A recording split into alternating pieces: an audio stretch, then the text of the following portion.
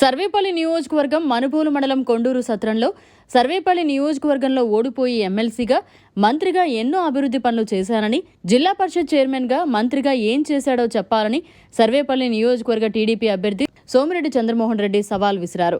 మండల పరిధిలో జట్లకొండూరు పంచాయతీ పరిధిలో శనివారం ఎన్నికల ప్రచారం నిర్వహించారు.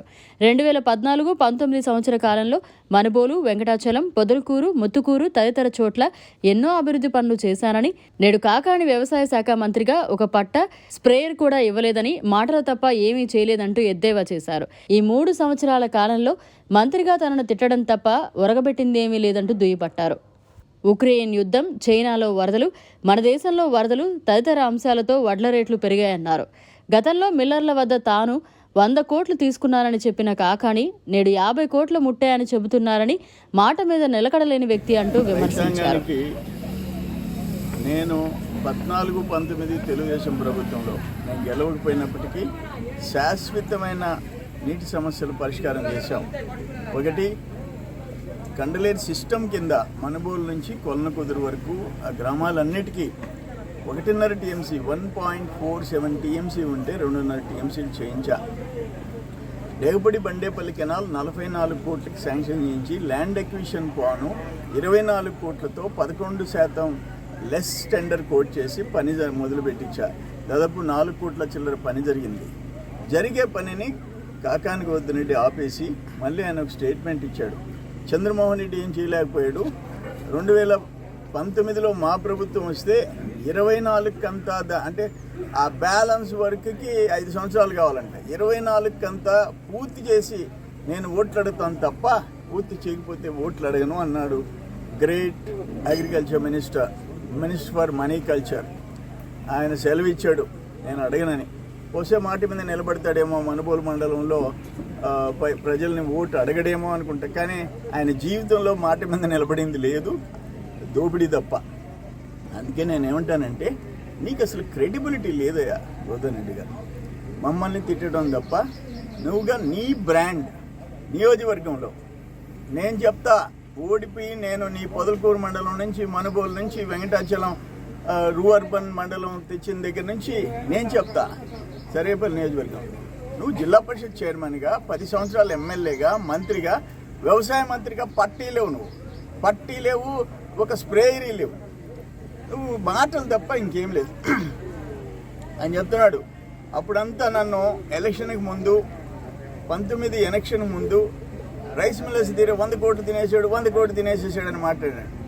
ఇప్పుడు మర్చిపోయాడు. అది 50 కోట్లు తినేసాడు. 50 కోట్లు అంటే 50% తగ్గిపోయింది పాపం. అబద్ధాలు చెప్పేటప్పుడు అట్టే ఉంటాయా కాకాని తోడేరు, అది నీ పరిస్థితి. నేనేమంటానంటే 3 ఏళ్ళు ఈ ప్రభుత్వం వచ్చిన తర్వాత రైతులు నరకం అనుభవించారు. ఈరోజు పుట్టి 22,000 23,000 వచ్చిందంటే కాకాని వల్ల, ఆయన తాడేపల్లి ప్యాలెస్లో ఉండే రెడ్డి గారి వల్ల రాలే. ఉక్రెయిన్లో యుద్ధం దగ్గర నుంచి మొత్తం అనేక దేశాల్లో కరువు నుంచి, చైనాలో ఫ్లడ్స్ నుంచి, ఇండియాలో భారతదేశంలో కొన్ని ప్రాంతాల్లో వరదలు, కొన్ని ప్రాంతాల్లో కరువు.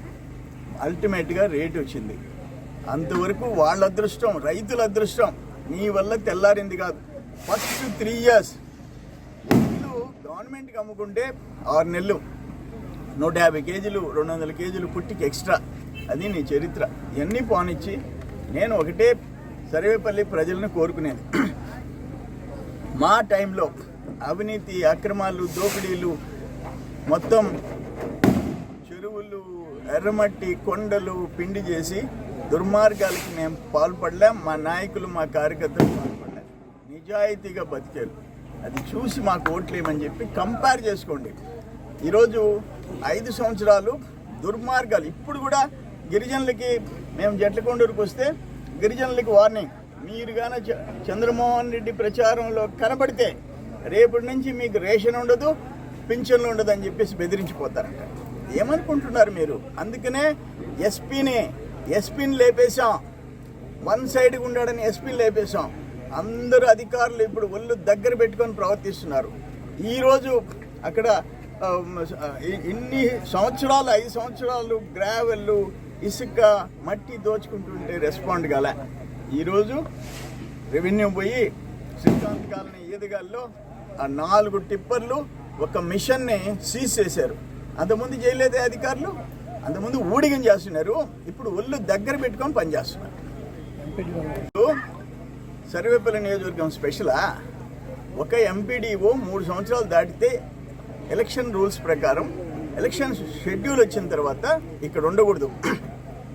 ఈయనేం చేశాడు తెలుసా మంత్రి?